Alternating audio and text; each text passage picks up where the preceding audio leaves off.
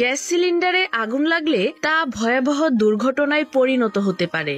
এমন ঘটনায় বহু মানুষের জীবন পর্যন্ত চলে যায়। অনেকেই জানেন না গ্যাস সিলিন্ডারে আগুন লাগলে কিভাবে তা নিরাপদে নিভানো যায়। তাহলে চলুন আমি আপনাদের কিছু সহজ এবং কার্যকর উপায় জানিয়ে দেই। প্রথমে গ্যাস সিলিন্ডারে আগুন লাগলে কখনোই পানি বা বালি দিয়ে আগুন নেভানোর চেষ্টা করবেন না, কারণ এসব পদ্ধতি কোনো কাজেই আসবে না।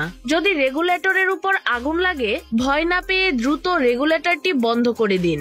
আর যদি আপনি ভয়ে কিছু করতে না পারেন, তাহলে একটি বালতি নিয়ে সিলিন্ডারের উপর চাপা দিয়ে দিন।